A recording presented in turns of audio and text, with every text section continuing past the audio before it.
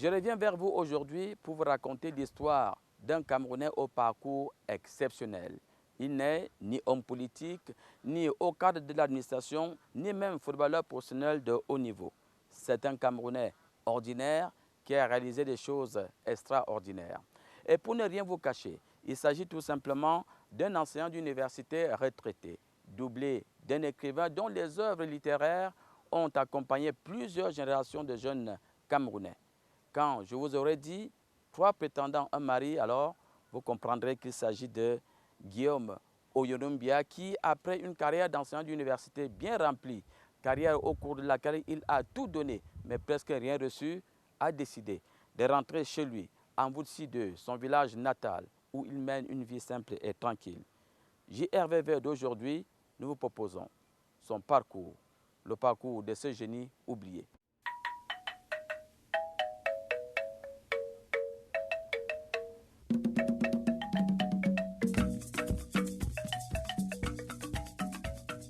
Après 110 km sur la route Yaoundé-Sambilima, nous voici en Voutsi, qui signifie terre fertile. C'est ici, dans ce petit village paisible, que Guillaume Oyonombia, l'auteur de 3 prétendants en mari, a vu le jour le 3 mars 1939. Je peux vous dire que je suis né dans cette maison qui a été bâtie par mon père, Léo Yono. Là, la cuisine, c'est la cuisine de ma mère. Et là, c'est la maison principale qui est généralement appelée à bas, là où les hommes résident, là où tout le monde, bien sûr, se retire le soir pour dormir. C'est là que vous avez les chambres.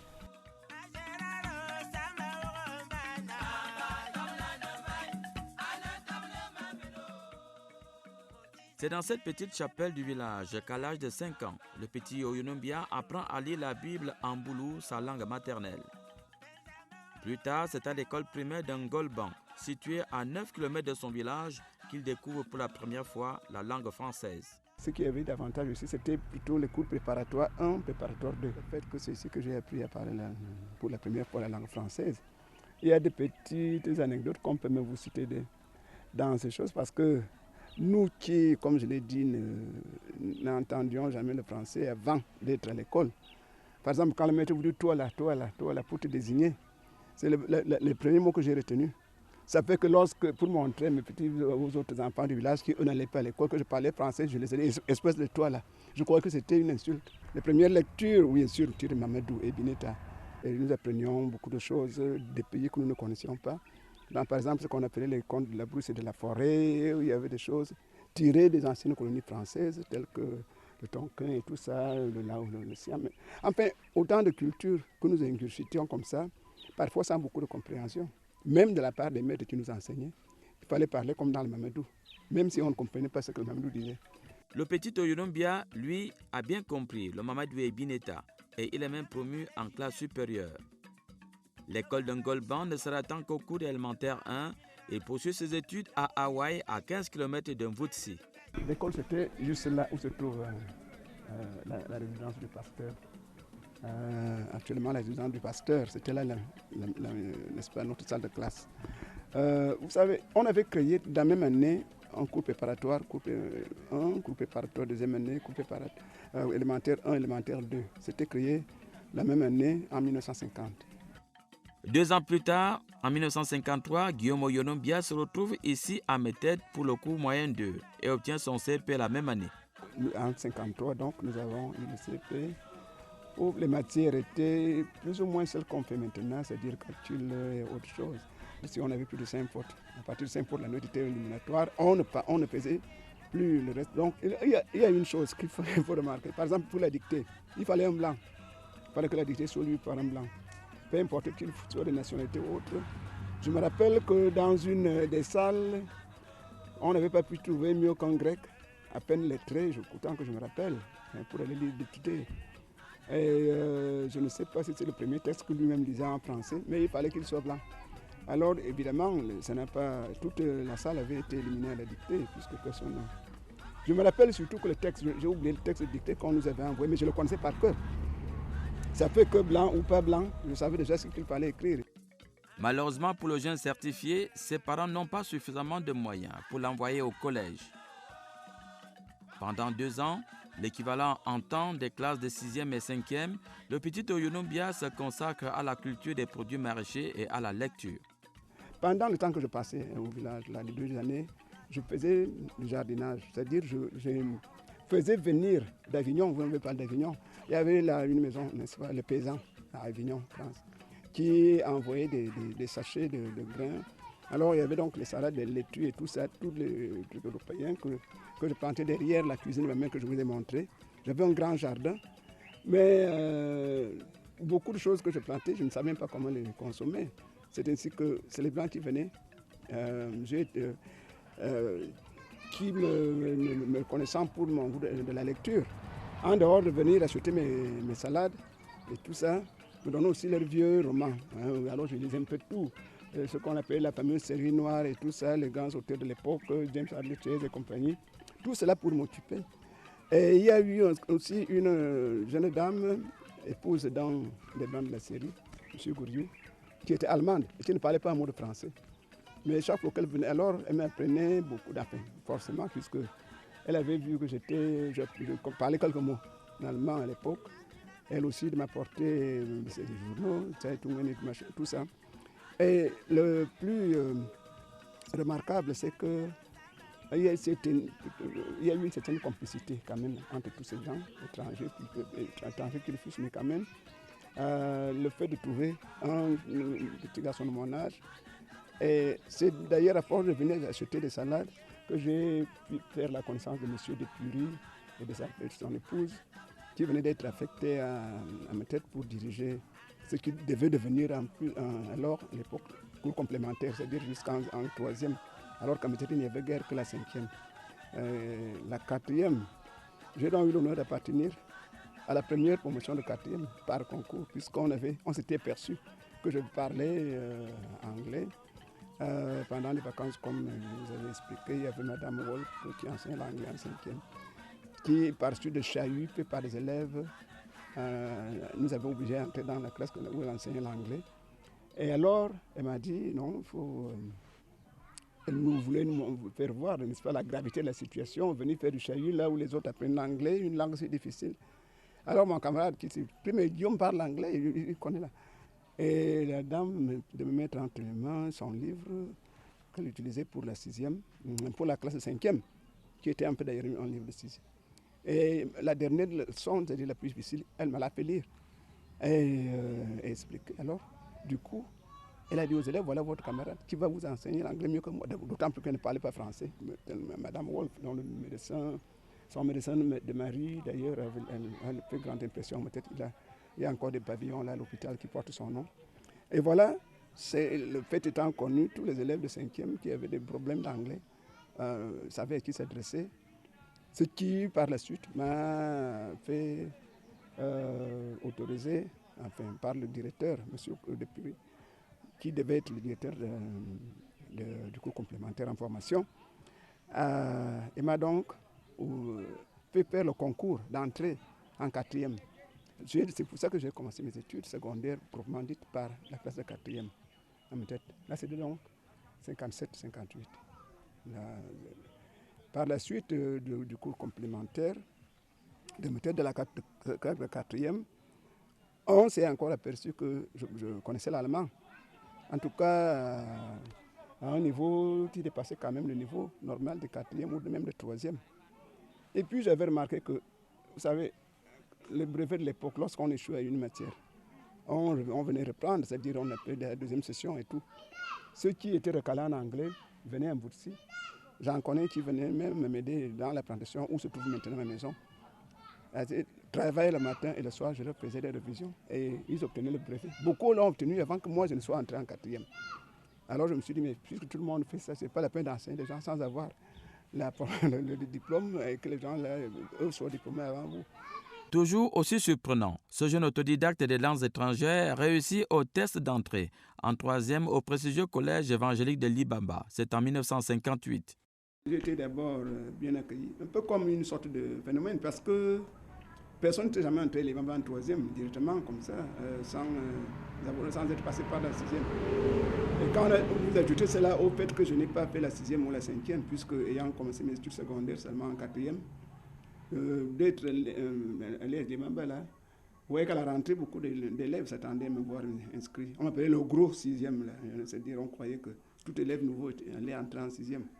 Parce que ceux qui étaient partis d'ici et qui me savaient, dans cette fameuse fin d'études, qui, comme son nom l'indiquait, signifiait pour beaucoup la fin de toutes les études possibles et imaginables. Alors, me retrouver en troisième, et qui plus est parmi les meilleurs élèves d'allemand et tout. Parce que c'était devenu une habitude à l'Ebamba, tous les premiers prix de français, tous les premiers prix d'allemand, premiers prix de... en tout cas, anglais, oui. En anglais, même, il y a eu une chose assez étrange, c'est que j'avais une moyenne générale de 40. C'est 10 sur 40. Ça dit tous les points possibles et imaginables. Alors, déjà en troisième, j'ai aidé certains de mes élèves, mes camarades, candidats au baccalauréat. Moi qui faisais, je les aidais à faire leur devoir d'anglais, etc. Nous sommes les brevets de l'indépendance, puisque nous avons obtenu en 59. 59, en 59, ça veut donc dire que le 1er janvier 60, nous avons défilé à Zoatel, on nous appelait les brevetés de l'indépendance. Ce n'était pas un petit honneur, comme s'il y avait d'ailleurs des petits honneurs. En 1961, le petit Oyonombia est lauréat d'un concours inter-État africain de dissertation sur le thème « Le rôle de l'avion dans le développement des pays africains ». Son prix, décerné conjointement par des compagnies aériennes Air France et UTA, lui donne droit à un séjour de 3 semaines en France. J'ai pris l'avion pour la première fois. De toute façon, l'avion que j'ai pris était le premier que je voyais sur le sol. Je n'étais jamais entré à l'aéroport, à Douala, où nous devions passer la nuit, c'est-à-dire passagers en transit. On nous a amenés à l'hôtel Aquapalace. Ça allait de merveille en merveille, puisque c'est la première fois aussi que je voyais Douala. Je connaissais le chemin de fer jusqu'à Makak. Alors Douala, c'était une affaire. Je me suis pris d'amitié, ou plutôt un jeune grec qui avait remarqué que j'étais vraiment novice dans cette affaire, lui qui était un de ces gens-là qui était presque cosmopolite, là, voyageant partout. Quand on était assis à côté l'un de l'autre, je lui ai dit que j'allais en France pour la première fois, et même que je prenais l'avion pour la première fois. Il m'a demandé, au fait, est-ce que tu connais Douala? J'ai dit non. Donc tu ne verras pas grand-chose.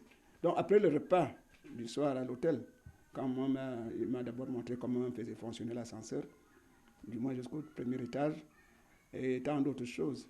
Vous savez, il y a parfois des choses aussi simples qu'on enseigne à personne, hein, que les gens prennent pour des faits accomplis. Ils sont partis le lendemain.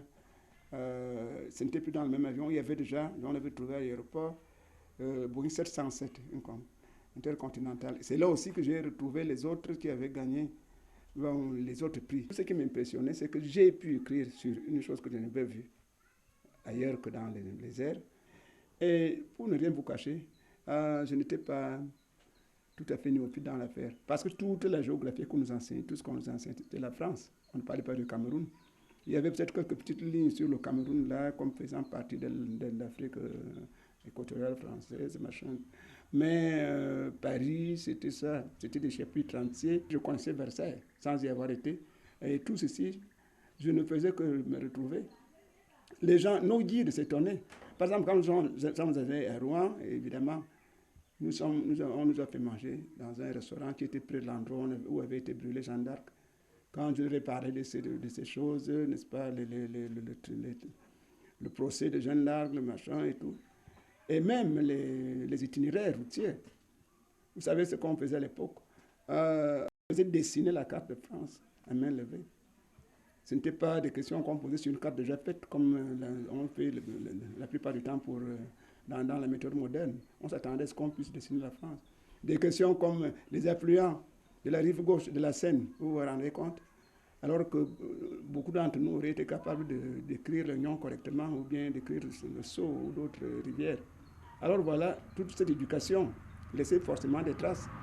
Et on s'est étonné que je parle d'endroits où je n'avais jamais mis les pieds, si bien que pendant longtemps, personne n'a voulu croire que je n'avais pas encore été en France. Mon retour, la première chose que les gens m'ont reproché, c'est d'être revenu. On est comme, tu vois la France et tu reviens. Alors, le plus grand choc, c'était Pigalle.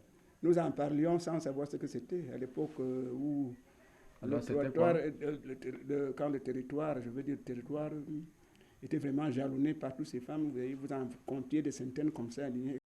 C'est en classe de seconde que Guillaume Oyonombia écrit la pièce Trois prétendants un mari. L'histoire trouve son origine dans un fait de société survenu en Voutsi, son village natal. Il s'agit d'un mariage forcé et intéressé de sa cousine. Pierre Fichet, son professeur de français, récupère par erreur le cahier dans lequel le petit Oyonombia relate, sous forme dialoguée, ce fait de société survenu dans son village. Le professeur tombe amoureux de l'œuvre et lui demande de l'enrichir. Quelques semaines plus tard, la pièce est jouée pour la première fois par ses camarades au collège de Libamba. Elle sera reprise par la plupart des établissements secondaires protestants de l'époque. C'est le début d'une grande aventure littéraire. La pièce est pressentie pour être jouée lors de l'inauguration du Centre culturel français de Yaoundé. Mais l'auteur, inconnu du grand public, est introuvable. L'ambassadeur de France au Cameroun lance en vain des recherches à travers le monde. Et puis, à l'oral du probatoire à l'époque, première partie du bac, le miracle se produit. J'ai aussi bien répondu sur Corneille. Le monsieur me dit, bon, vous connaissez bien vos auteurs français. Je vais vous interroger sur un Camerounais que vous ne connaissez pas. Et je vois sortir la réunion de ma pièce, le tir du doigt. Bon, monsieur Oyonombia. Non, il ne m'a même pas appelé. Il connaissait l'auteur. Parce qu'en tout cas, il n'imaginait pas que l'auteur pouvait être au Cameroun. Et il y avait peut-être aussi une certaine confusion avec mon illustrissime homonyme, Ferdinand, qui était ambassadeur à Paris. Alors, il me dit, bon, lisez, c'est maintenant un passage à lire. Est-ce que je dois être vendu comme une chèvre, etc., etc. Il m'a dit, j'ai donc écrit comme n'importe qui. J'ai répondu comme n'importe qui pouvait répondre, après avoir écrit une chose, peut-être pas de façon explicative. En tout cas, il m'a dit, vous n'avez pas du tout compris la pensée de Guillaume Oyonombia. Lui s'est donc mis à me présenter un Oyonombia avec qui je n'avais que de vagues. Enfin, pour qui j'avais beaucoup d'admiration. Et Oyonombia a passé tout en France. Après, alors, c'est tellement beau, vous voyez, la première fois qu'on parlait de moi, c'est bon en français, et surtout en français. Alors, il me dit, vous avez compris? Je dis, oui, monsieur, je ne croyais pas avoir tant dit dans ma pièce. Alors, il me dit, votre pièce? Je dis, monsieur, mais vous avez écrit? Et alors, dans le livret scolaire, on avait écrit, élève très brillant, écrit une pièce, trop prétendant. Non, mais pas possible. Nous sommes allés à l'ambassade de France. L'ambassade de France, qui n'était pas encore là où elle se trouve maintenant, c'était en face du MINEREX, ministère des Affaires étrangères. Disons, le bâtiment est encore là, puis ça a servi après comme ambassade d'Allemagne, je crois. Il y avait un groupe de monsieur qui s'appelait autour d'un appareil, ça devait être un Telex ou un tout ça, pour envoyer des messages en Europe. J'étais loin d'imaginer que les messages me concernaient, parce qu'on ne savait pas où se trouvait Guillaume Oyonombia. On voulait m'informer quand on jouait la pièce. À partir de l'ambassade, donc, ils envoyaient des messages à notre ambassade de Paris, parce qu'on n'imaginait pas un écrivain ailleurs qu'en France. Alors je n'emmenais pas large quand même, entrer comme ça à l'ambassade. D'abord, en culotte courte et tennis là, et puis c'est un peu, vous admettrez, c'était un peu insolite, du moins pour ceux qui me regardaient et qui étaient pour la plupart là en costume 3 pièces et machin, la mode camerounaise de l'époque. Alors voilà, j'ai trouvé l'auteur de la pièce et je me rappelle que la femme qui devait être chef de secrétariat, elle dit, c'est ça l'auteur? Alors, il a été corrigé, on lui dit non, c'est lui l'auteur de la pièce. On a, comme on dit, ça avait le champagne, mais je n'ai pas été très impressionné par le champagne, je crois, parce que sur le moment, j'ai toujours eu l'impression, en revoyant ce moment-là, à l'époque, ça me faisait un peu comme du bicarbonate de soude. Alors, la dame qui avait dit c'est ça l'auteur, la veille, était tout sourire. Monsieur Oyonombia, on va s'occuper de vous. Il m'a dit, voilà vos bons d'essence, voilà votre ordre de mission. Encore un terme qui ne m'était pas familier. les bons de mission, enfin vos ordres de mission.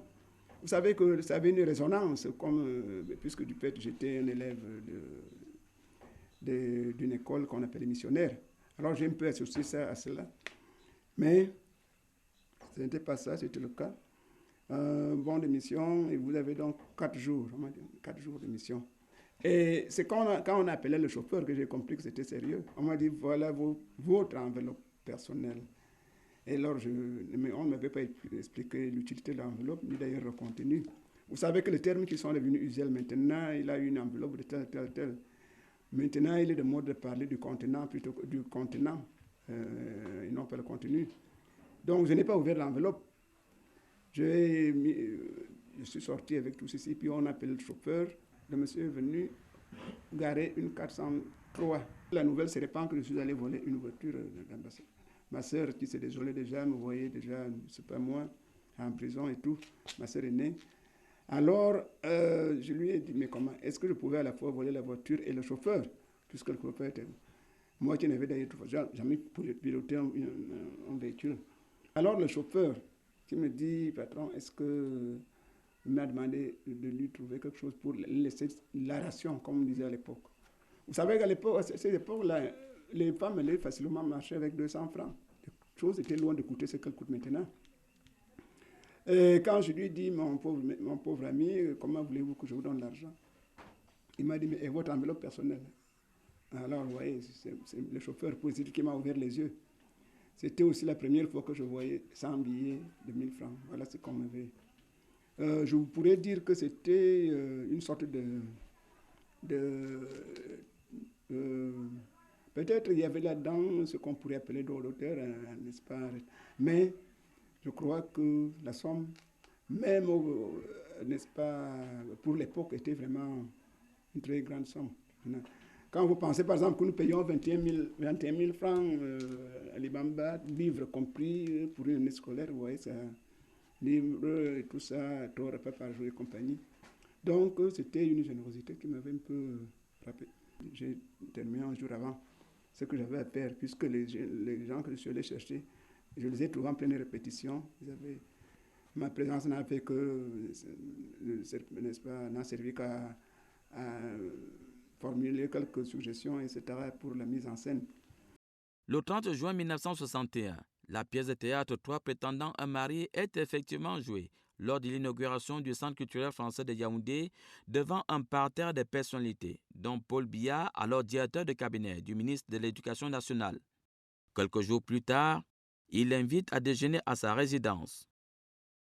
Le jeune Oyonom Biya est alors au rendez-vous. Voilà le chauffeur. Il va t'accompagner à la maison. Évidemment, une Mercedes. Il m'amène donc vers monsieur. Bon, monsieur, il ouvre la porte arrière, enfin, la porte de la place. Je dis, mais monsieur, moi j'ai ma mobilette. Alors il me dit là, il était embarrassé. Il dit, bon, d'accord, tu veux me suivre. Alors je prends la mobilette. Et c'est la première fois au Cameroun. Peut-être c'est qu'il y avait eu d'autres où la Mercedes a escorté une mobilette. Alors vous voyez donc. Alors, les gens s'arrêtaient parce que la mobilette, la Mercedes allait marcher à l'allure de la mobilette. Parce que les gens voyaient une voiture officielle et s'écartaient, les voitures se mettaient, on connaissait la voiture. Mais quand on voit que moi, derrière, mobilette, je ne dis pas une mobilette, ça ne faisait pas plus de 35, 40 Vous arrivez donc à la maison? On arrive dans la maison, vous voyez, en face de l'aéroport. L'immeuble est encore là, l'immeuble bleu et tout, il habitait. Je garde, pendant que le chauffeur garde la voiture, moi je garde la mienne, parce qu'il fallait quand même mettre l'antivol. Vous voyez le truc comme là. Bon. Pendant que je fais ça, le chauffeur est monté. C'était au deuxième étage, à droite. C'est pas le premier étage à droite, en tout cas c'était à droite. Le chauffeur monte, et il va sonner. Madame, j'en ai bien ouvrir. Le chauffeur dit, le patron m'a dit d'amener le type là ici. Bon. On dit comment? Paul sait qu'on attend. Il est envoyé encore. Qu'est-ce qu'il a envoyé ici? C'est ce qu'elle a dit. C'était avant l'arrivée du président. Alors, moi, allez, j'entre. J'ai eu la prétention d'aller vers le salon. Elle dit, allez. On m'a mené vers la cuisine. Mais comme on est à l'étage, la cuisine était derrière. Alors je suis allé m'installer. Qu'est-ce qu'il fallait faire? De toute façon, je suis déjà là-dedans. Je me disais bien que ce n'était pas moi qu'on invitait. Alors, il fallait voir tout le tralala, tout le balai que les cuisiniers et les autres faisaient, à qui on donnait des instructions pour recevoir Yonim Bia quand il serait là. Et moi, j'étais donc assis derrière le frigidaire. D'où on sortait les boissons qui devaient me réfléchir alors que j'avais soif. Mais je n'osais pas demander. Alors, Paulon est arrivé. Il m'a dit, où est le gars d'écrivain? On a dit, je n'ai pas encore vu ces Mercedes. Alors que personne ne voyait ma mobilette. Vous voyez comme c'était comme ça. Alors, un peu comment les choses se passaient. Mais quand Bia est venu, ça a changé. Il arrive, il monte l'escalier. Vous voyez comme le grand sportif qui était. Ah, il s'inquiétait. Comment est-ce que Dieu me doit? Et puis les gens, monsieur le directeur, comment vous ne faites pas? Bon, alors, tout le gens doivent passer. Monsieur le directeur. J'entendais tout à travers la porte qu'on ne sait pas. Qu'on a trouvé pour servir le champagne aux gens qui étaient en eau, qui n'avaient pas encore bu un verre d'eau. Et elle demande, Dieu m'a dit, oui, Dieu. Non, vraiment, je vais te répondre. Alors, elle a amené, parce que tu vois, sur un étage, on ne peut pas aller derrière la maison. Alors, ils sont venus plutôt là où j'étais, le balcon ailleurs, d'où on servait tout. Ils sont venus dire, mais comment tu peux faire ça? Tu sais qu'on t'a envoyé là. Et tu m'envoies encore les vieux jeux. Quel village là? Et moi, et quand je dis, mais Guillaume, qu'est-ce que tu fais là? Je dis, mais tout a changé. Vous comprenez? Le premier était d'amener dans la salle. Ah, je dis non, mais comment est-ce qu'on va expliquer aux gens que Dieu m'était là? Je dis non, puis quand tout le monde, les gens, parce qu'elle n'avait pas été, elle n'était pas au théâtre. C'est pour ça qu'elle ne pouvait pas se rappeler ma physionomie. D'ailleurs, je ne prétends pas que les gens doivent se la rappeler, mais enfin, voilà. Quand on m'a demandé qu'est-ce que vous... Oui, mais voilà l'écrivain, parce que les autres, tous on voulait.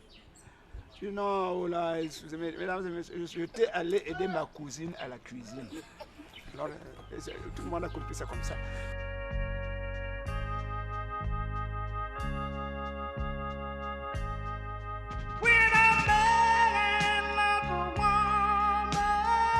En 1962, j'arrive en Grande-Bretagne par l'entremise, et plutôt par l'assistance plus que vraiment bienfaisante de mon ami. Il s'agissait d'aller entrer dans une école d'interprète où, quand Noir d'abord n'a pas été admis, ça s'appelle London Tuition Center. On appelait ça, c'est Oxford Street, c'est vraiment le centre même de la ville. Au bout de 2 examens qui devaient couronner mes études, le diplôme était Diploma of Interpreter Translator. Puis l'autre, obtenu en juin 1965, était Advanced Diploma, c'est-à-dire que diplôme supérieur of Interpreter Translator. Autant que je sache, personne n'avait encore obtenu ça au Cameroun. Mais les diplômes, ils étaient 2. Et surtout, sorti major. De retour au Cameroun en 1969, nanti d'un diplôme de traducteur-interprète, Guillaume Oyonom Bia est recruté à l'université de Yaoundé en qualité de professeur assistant au département d'anglais de la faculté des lettres et sciences humaines. En 1970, Oyonom Bia remporte le prix littéraire du président de la République de l'époque, El Hadj Amadou Ahidjo. Le prix lui est remis le 10 janvier de la même année dans la salle du cinéma-théâtre Abia en présence d'une dizaine de chefs d'État africains venus prendre part aux festivités marquant le 10e anniversaire de l'indépendance du Cameroun. Chose étrange, tous les invités reçoivent leur carton d'invitation, mais pas le lauréat. Le jour J, Guillaume Oyonom Bia s'entête, franchit toutes les barrières de sécurité, mais il est refoulé à l'entrée de la salle. Hey, billet! Je dis, monsieur, mais comment? Attends. Et il s'est mis à faire un commentaire en Ewondo. Bekala ho Oyonom Bia a pris, ni n'y a que. On va donner un prix à Oyonom Bia. Et où va-t-il celui-là? Bon. Ouais, je dois rentrer. C'était encore 1 heure avant le début de la cérémonie. 1 heure ou bien 1 heure et demie. Je suis rentré, on me dit encore, mais comment? Tu reviens comment? Je dis, mais on m'a dit que je ne suis pas Oyonom Bia. Alors, je suis rentré donc à la maison. Le temps a passé, même pas beaucoup de temps. Démarrage d'une caravane de Mercedes. Parce qu'il ne fallait pas que Ijo trouva absent celui qu'il venait chercher. On amène donc, on arrive. J'ai retrouvé le même policier qui avait dit que c'est. Il était là, tu me reconnais encore? Alors le président Ijo arrive. Il arrive donc, mais j'étais déjà installé, avec cette différence. La salle était bondée. Aussi bien le balcon, tous les balcons, tout. Seulement, j'étais assis à côté de 20 fauteuils. Vite. Parce que le protocole avait pensé à envoyer, qu'Oyonombia devait apporter 20 membres de sa famille, y compris lui-même. Sauf qu'il n'avait pas pensé à chercher où était Oyonombia. Alors j'avais l'air, je sais pas moi, un peu que quand tu serais perdu dans une île déserte. Vous voyez un peu. Alors je suis là, Oyonombia. Alors les gens ont cru que c'était peut-être pour mieux m'honorer. Et j'honore la mémoire de ceux-là qui croyaient comme honoré. Mais seulement, ce n'était pas ça. Moment de couronnement tant attendu. Guillaume Oyonombia reçoit son prix des mains du président Ahidjo. Visionnaire des temps modernes, précurseur de la satire socio-rurale en Afrique noire, Guillaume Oyonombia a su mettre en scène très tôt les problématiques d'une Afrique en crise de repères. Mariage forcé, dévoiement de la dot, émancipation de la femme africaine, etc.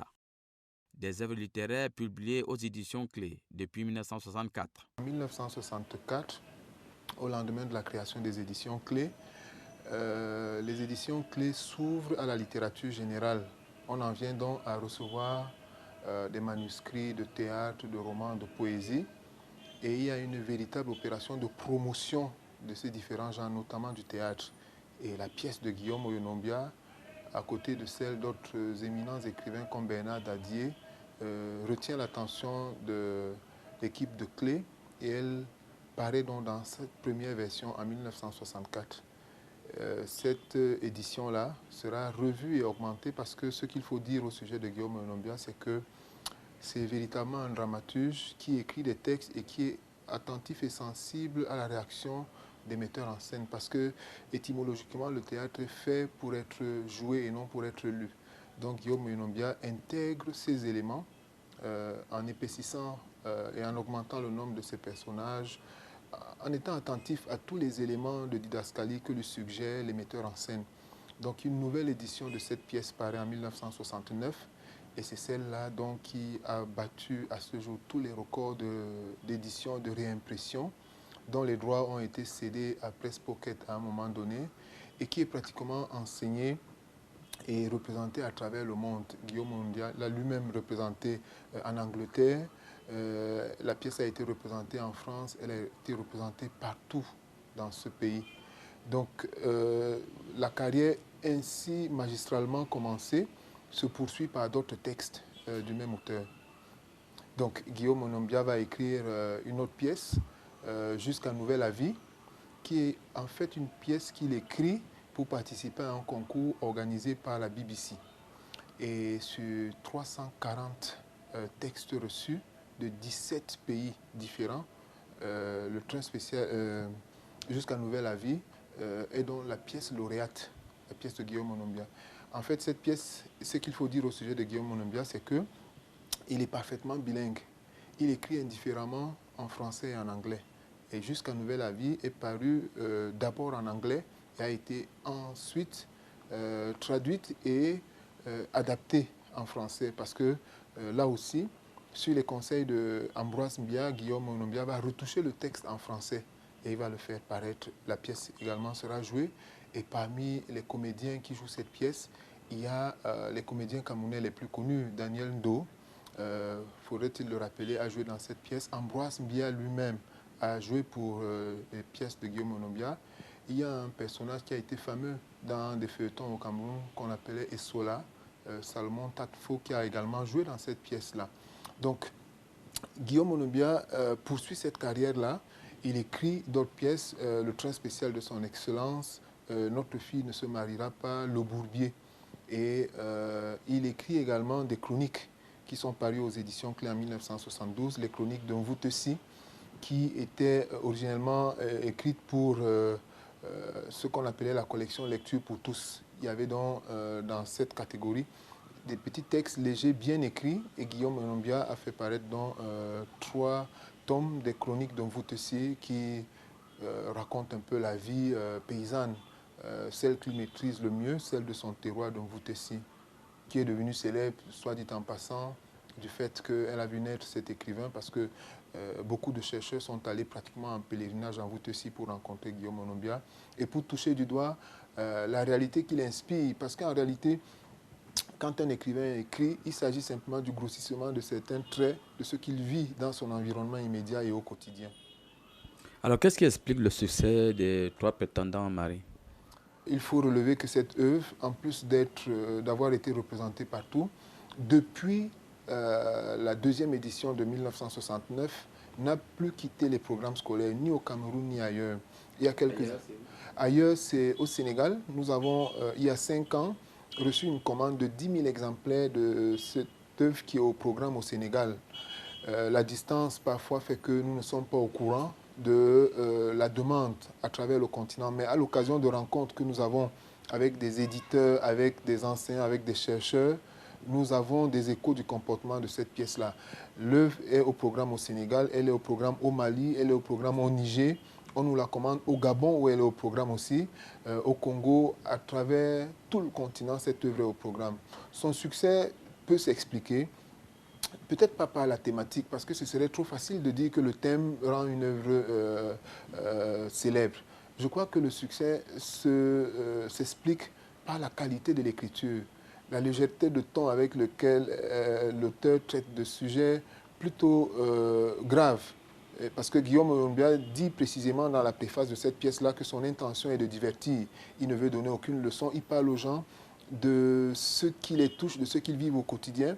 Et il attire simplement leur attention sur des détails qui sont d'une certaine importance et auxquels ils ne font pas attention au quotidien. Alors, qu'est-ce qui fait la particularité de Guillaume Olombia par rapport aux autres écrivains camerounais? La première chose, c'est que Guillaume Olombia est identifiable dans notre littérature comme dramaturge. Assez souvent, à la recherche de ses marques et parfois du succès, les écrivains naviguent d'un genre à un autre. J'ai signalé tout à l'heure qu'il avait écrit des chroniques, mais Guillaume Olombia entra dans l'histoire de la littérature africaine et même de la littérature mondiale comme dramaturge. Il s'est donc plus ou moins spécialisé dans un genre et il a excellé dans le genre dans lequel il s'est spécialisé. L'autre chose qui fait la particularité de Guillaume Olombia, c'est sa polyvalence. Il écrit indifféremment en français et en anglais. Et ce qui est curieux, c'est que lorsqu'on lit le texte, bon, je n'ai pas les qualités, les capacités pour lire les textes en anglais et apprécier la qualité de son écriture. J'en ai minimalement la prétention pour les textes en français. Lorsqu'on lit le texte de Guillaume Olombia en français, on ne s'ennuie pas. Il y a une espièglerie, il y a un tel génie dans ce qu'il écrit, un tel humour qu'on ne peut que prendre du plaisir en lisant les textes de Guillaume Olombia. Et j'ai l'impression que c'est l'un des rares auteurs, l'un des rares dramaturges dont la lecture des textes peut valoriser la mise en scène. C'est-à-dire qu'on ne se contenterait pas pour Guillaume Olombia d'aller voir le spectacle. Parce que si les comédiens ne sont pas à la hauteur, on perd la substantifique moelle de son texte. Parce qu'il faut être capable de rendre le texte comme il écrit et comme il a senti. Ce qui fait la qualité fondamentale de l'œuvre de Guillaume Olombia, c'est la légèreté de ton, la légèreté avec laquelle il aborde les questions, la limpidité de son écriture. Donc, il faut, contrairement à la plupart des autres dramaturges, pour Guillaume Olombia, lire ses textes et aller les voir représenter, et non l'inverse. Écrivain-conteur, Guillaume Olombia est aussi pour beaucoup l'un des plus grands dramaturges camerounais depuis l'indépendance. Quelques notes éparpillées ça et là dans un cahier de vacances connaissent jusqu'à aujourd'hui à travers 3 prétendants un mari, un retentissement inexplicable. Les élèves sont très sensibles au problème de la dot que l'auteur pose, à la manière dont les parents de l'héroïne Juliette s'y prennent pour l'offrir à celui qui donnerait le plus d'argent possible à ses parents. Juliette est présentée un peu comme une valeur marchande. Elle a été à l'école, elle est intelligente, elle est belle, elle est séduisante. Et les parents veulent en tirer le meilleur parti possible. Et je crois que ça intéresse les enfants parce que ce matérialisme-là, cet intérêt sont vraiment au goût du jour. Aujourd'hui, beaucoup de familles, beaucoup de femmes continuent de penser que celui qui veut les épouser ou celui qui s'intéresse à elles doit casquer pour les avoir. Donc je crois que les élèves sont très sensibles à cet aspect-là et évidemment les filles sont parfois un peu offusquées par la manière dont les parents présentent cette situation. Même si le problème de la dot ne se pose pas exactement dans ces termes-là dans nos sociétés, il est quand même question d'intérêt, de matérialisme, de sentiments, j'allais dire monnayés. Et puis aussi, il est question de la liberté de la femme. Les jeunes filles trouvent intolérable qu'on ne veuille pas qu'on choisisse leur conjoint sans même s'en référer à elle. Après un début de retraite très difficile, Guillaume Oyonumbia regarde désormais le monde à partir de son village de Mvutesi.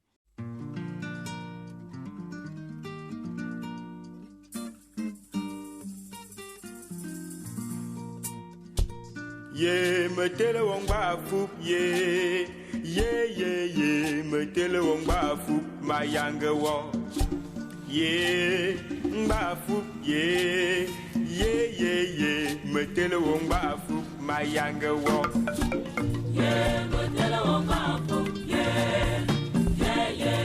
metele wongba fu mayanga wo ye metele wongba fu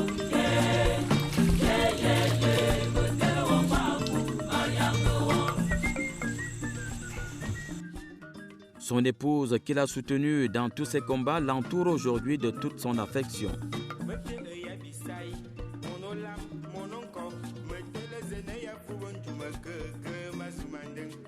Elle le connaît mieux que quiconque. Mon mari n'est pas méchant, il est plutôt jovial, il rit avec tout le monde, il raconte ses misères comme si c'était son bonheur. Il est comme ça, il n'est pas compliqué du tout. On prend la vie telle qu'elle se présente devant nous. C'est pour ça qu'on n'a pas beaucoup de soucis. Nous aimons le bon vin, la bonne vie. C'est les moyens qui ne sont pas... On n'a pas assez de moyens, autrement dit, on serait très heureux. Dieu nous a donné la vie, certes, mais le reste, on ne sait pas. Ou c'est lui, ou c'est les autres, on n'est pas... Mais de toutes les façons, tout ce qu'on peut lui demander, c'est nous donner un peu de vie, qui nous accorde longue vie. Et puis quand même aussi que certaines personnes, je ne sais pas, s'il peut manier les cœurs des uns et des autres pour qu'ils sachent que nous ne sommes quand même pas les derniers dans ce pays. Ce n'est pas nous qui devons quand même, je ne sais pas, vivre comme on vit. Je crois que s'il y avait un peu de bonne volonté de part et d'autre, on vivrait mieux. Quoi qu'il arrive, Guillaume Oyonumbia, homme simple et ordinaire, prend toujours la vie du bon côté. Le dimanche, il prie souvent 2 fois en chantant avec les paroissiens de Mvutesi 2.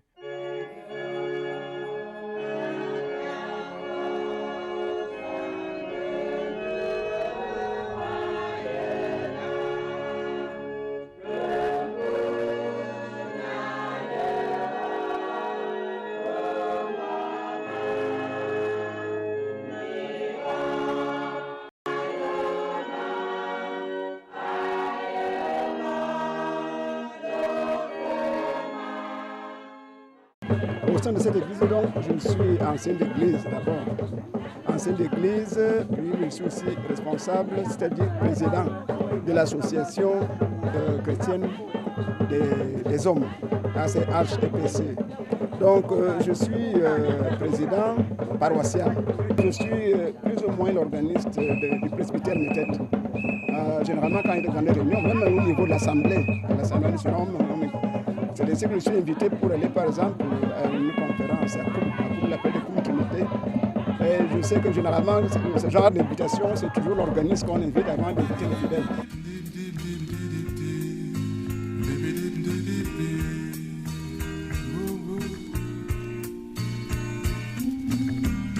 Une voix s'élève au lointain, invitant aux prières du soir,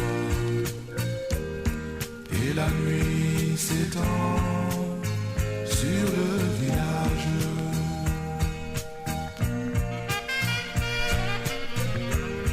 Les femmes bercent leurs enfants et les hommes allument leurs pipes.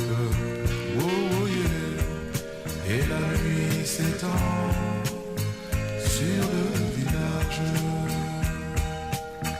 Bo, bo, bo, bo, bo, bo, bo, bo. Et par au clair de lune, écoutez-le. Senga Moba, le tam-tam résonne. Oh, oh, oh, oh, envoûtant nos corps et âmes.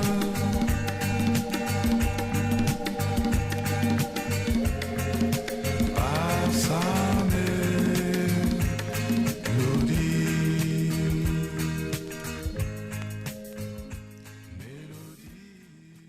Si son regard d'écrivain se pose surtout sur des problèmes de société, Guillaume Oyonombia a sa façon à lui de voir la politique. Quand la politique consiste à mener la vie de la cité, je l'aime. Mais tout le monde n'est pas obligé d'en faire. C'est un métier. Hein? Je suis écrivain, pourquoi faire la politique ensuite? Mais je ne voudrais pas des gens qui utilisent la politique comme le seul moyen de devenir grand. Comme on dit grand avec G majuscule. Non. J'aime les gens qui font la politique pour aider les autres. La politique, c'est-à-dire que je vous dis, mes frères, je suis maire, voilà comment on doit vivre et tout ça. Mais pas vous dire que je deviens maire parce que demain, on va me nommer ceci, machin. Et qui attendent fébrilement devant le poste de radio, qui est encore nommé là.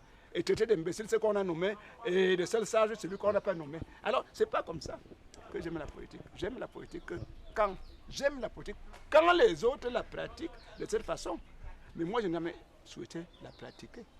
Sachant que par rapport à nos pays ici, c'est des postes essentiellement, ouais, vous êtes grands aujourd'hui, les mêmes personnes qui viennent vous applaudir pour les machins, allez, voilà, les machins.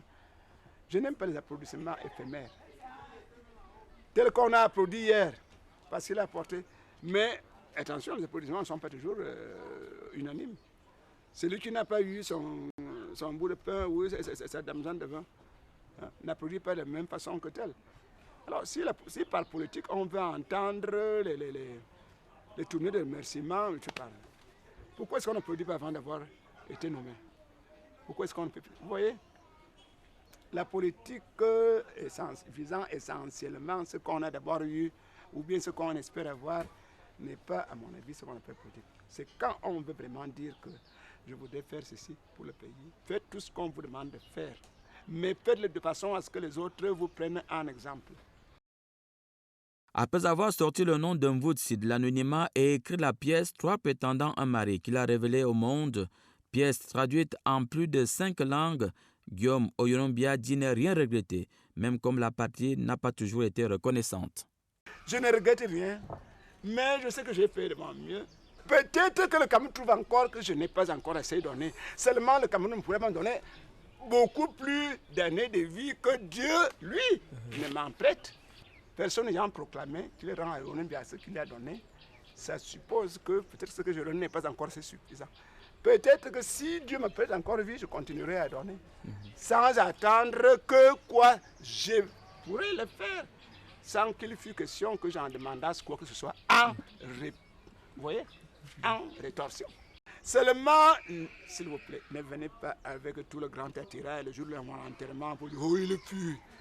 Je n'ai pas demandé à pu, j'ai demandé à être. Le posthume n'a jamais plu aux morts. Est-ce que vous avez entendu des applaudissements à partir de la tombe?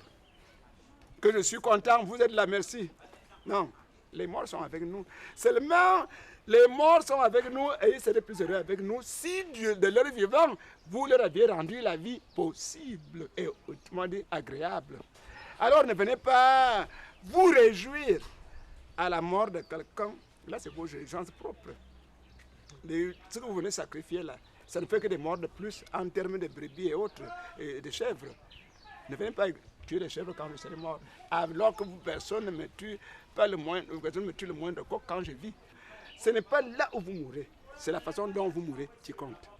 Ce que moi, je souhaiterais, c'est que tout se passe aussi calmement que j'aurais vécu. Parce que je suppose que j'ai été calme. Je suppose que malgré les petites saillies, les petites moqueries que je fais aux gens, enfin, ça fait partie du caractère. Que personne ne précipite ma mort sous prétexte qu'il veut me voir mort. Et lui, serait quoi? 20 ou 30 ans après, toujours aussi mort que moi. Je n'ai rien contre personne. Je ne voudrais pas vous dire, par exemple, que tel. Non, non, non, non. Je ne souhaite dans le paradis que Dieu me mènerait que de voir le monde entier y affluer. Et non de dire que tel était pécheur, machin. Non, non. Ce qu'on garderait, moi, c'est de structure quelqu'un qui n'a aucune rancune pour personne. Quels qu'aient pu être les méfaits, quels qu'aient pu être n'est-ce pas, les attentes, ou à ma dignité, ou à quoi que ce soit. Mais qu'il soit dit que Yolanda est quelqu'un qui a aimé tout le monde. Et qui, n'ayant pas pu connaître tout le monde, envoie tout ce qu'il n'a pas connu, son amour et sa fraternité. Guillaume Yonombia a beaucoup fait pour la littérature africaine et son parcours méritait d'être connu. Bonsoir.